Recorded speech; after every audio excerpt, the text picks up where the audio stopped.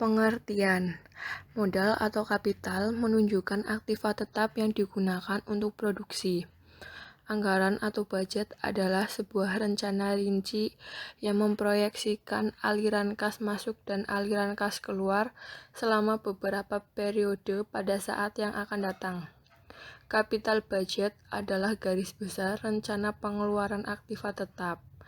Penganggaran modal, capital budgeting, adalah keseluruhan proses mulai dari perencanaan sampai dengan pengambilan keputusan untuk pengeluaran sejumlah dana investasi di mana jangka waktu kembalinya dana tersebut melebihi waktu 1 tahun.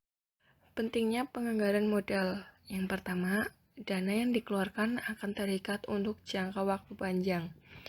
Yang kedua, investasi dalam aktiva tetap menyangkut harapan terhadap hasil penjualan di waktu yang akan datang. Yang ketiga, pengeluaran dana untuk keperluan tersebut biasanya meliputi jumlah yang besar.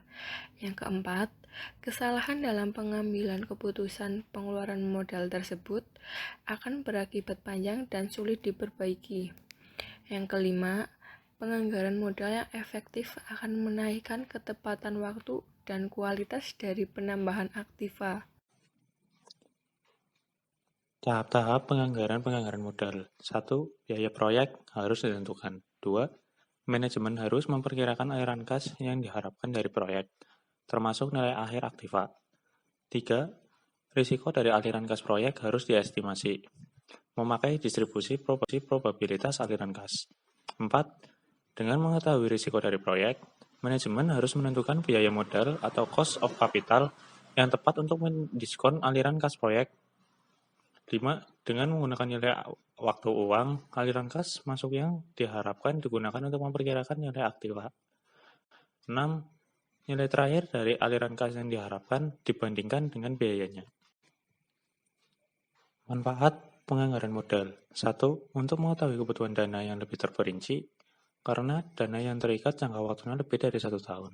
2. Dapat lebih terperinci. Teliti karena dana semakin banyak dan dalam jumlah yang sangat besar. 3. Agar tidak terjadi overinvestment atau underinvestment. 4. Mencegah terjadinya kesalahan dalam decision making. Metode keputusan penganggaran modal. 1. Payback periode. Jangka waktu yang diperlukan untuk mendapatkan kembali jumlah modal yang ditanam. Semakin cepat modal dapat diperoleh kembali, berarti semakin kecil resiko yang harus diambil atau dihadapi.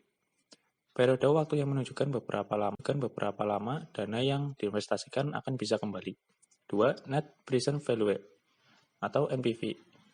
Metode penilaian investasi yang menggunakan discounted cash flow atau mempertimbangkan nilai waktu uang pada aliran kas yang terjadi sekarang dengan arus kas keluar yang akan diterima pada masa yang akan datang. 3.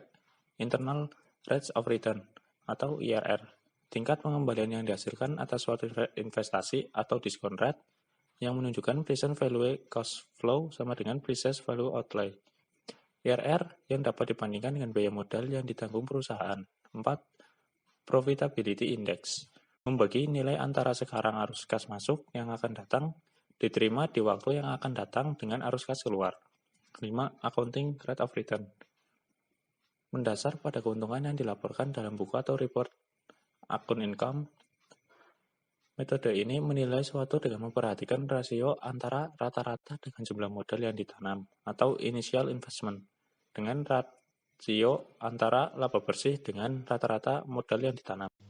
Ada 2 metode untuk memasukkan pertimbangan risiko ke dalam keputusan penganggaran modal. Di antaranya yaitu, yang pertama adalah metode certainly equivalent.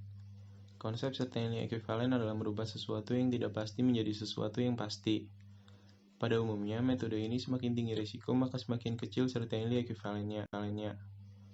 Metode ini memasukkan unsur risiko pada suatu kas proyek dan tidak pada tingkat diskonto. Lalu yang kedua adalah metode risk-adjusted discount rate. Metode ini memasukkan unsur risiko ke dalam discount rate. Menurut metode ini, untuk menghitung NPV suatu proyek, kita tetap menggunakan arus kas yang diharapkan. Arus kas yang diharapkan ini lalu didiskontokan dengan discount rate yang sudah disesuaikan dengan risiko proyek. Ada beberapa metode untuk menilai perlu tidaknya suatu investasi atau untuk memilih berbagai macam alternatif investasi. Berikut ini 4 metode untuk menilai suatu usulan investasi. Yang pertama adalah payback method. Yang kedua ada average return of investment. Yang ketiga ada present value. Dan yang terakhir adalah discounted cash flow. Yang pertama, payback method. Metode ini sering pula disebut dengan istilah lain seperti pay-off method dan pay-out method. Faktor yang menentukan penerimaan atau penolakan suatu usulan investasi adalah jangka waktu yang diperlukan untuk menutup kembali investasi. Kedua, average return on investment method atau metode rata-rata kembalinya investasi. Metode ini juga disebut accounting method atau financial statement method karena dalam perhitungannya digunakan angka laba akuntansi atau accounting profit. Yang ketiga, present value method. Dalam keputusan penggantian aktiva tetap yang didasarkan pada pertimbangan penghematan biaya, informasi akuntansi manajemen yang dipertimbangkan adalah biaya diferensial tunai, yang merupakan penghematan biaya operasi tunai di masa yang akan datang sebagai akibat dari penggantian aktiva tetap tersebut. Keempat, discounted cash flow method. Pada dasarnya, discount cash flow method sama dengan present value method karena kedua-duanya memperhitungkan nilai waktu uang di masa yang akan datang.